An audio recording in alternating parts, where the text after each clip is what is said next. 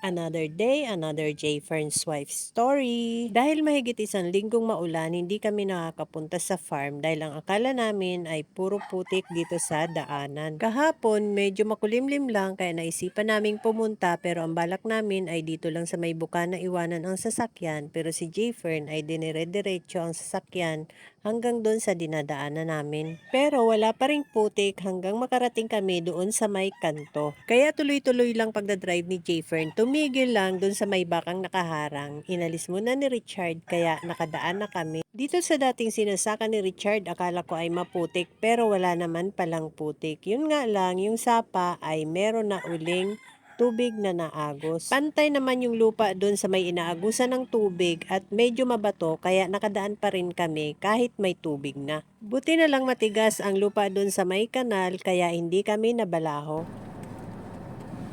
Nakakadaan? Matigas kaya yan?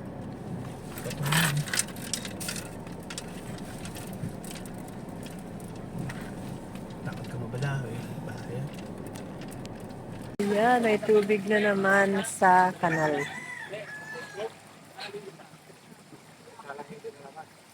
Kala ko hindi kami makakadaan. Mas maalwa na ngang pumunta ngayon sa farm kahit may dalang sasakyan dahil nakakadaan na hanggang sa may gate. Bago magulanan ay nakapag-grass cutter na pala si Richard. Kaya ayan, malinis na uling tingnan ang talian ng mga manok. Nung huling punta namin dito ay nagpungo sila Jayfer ng manok. At kinabukasan nga ay nagsimula ng umulan pero yung mga manok na pinungusan ay nilalagay sa tangkal kapag naulan. Kaya after 1 week magaling na ang mga pungos nila. Magagaling na ang pungos nila.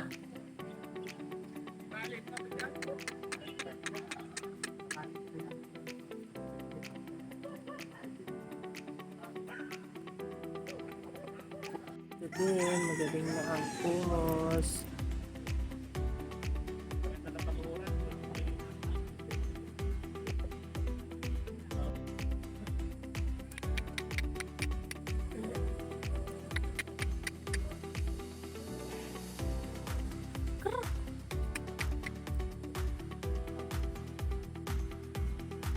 Magaling na ang pungos.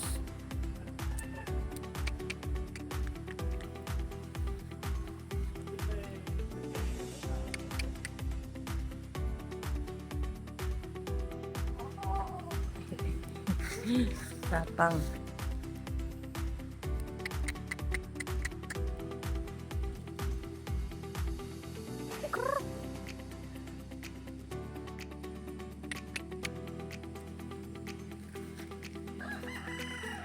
Galing na agad ang mga pungos.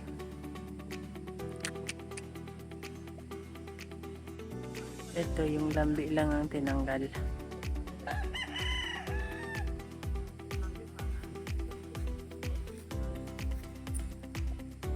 Gagawing broodcock.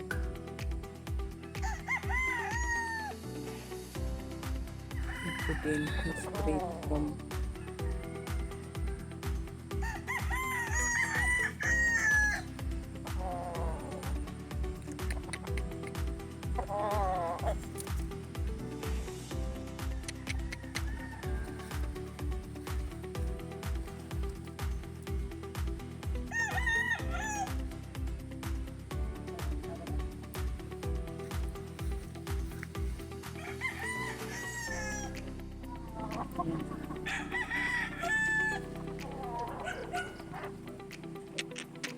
Nabawasan na agad ng dalawa ang bagong pungos namin. Inampo na ni Puroy.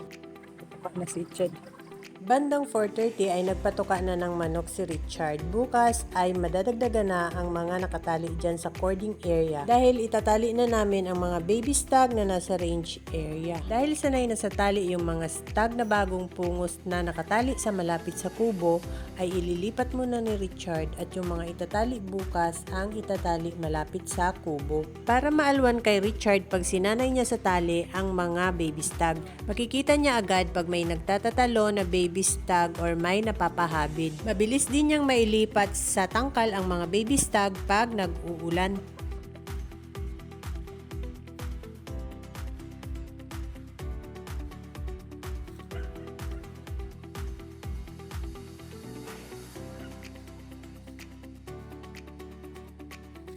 Ayan, dahil may tubig sa kanal. May tubig na rin dito sa may cooling area. Kaya nilipat yung ibang manok doon sa hindi nagkakatubig. Ayan. Malakas ang agos. Nakakapaglaban na ulit sila dyan sa kanal. Ito yung aming original na lemon brood cup. Pinakamatanda yan dito.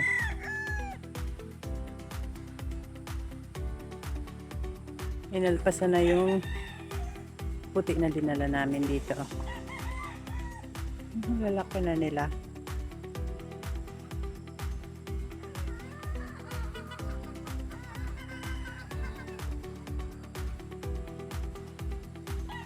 Ano na lang.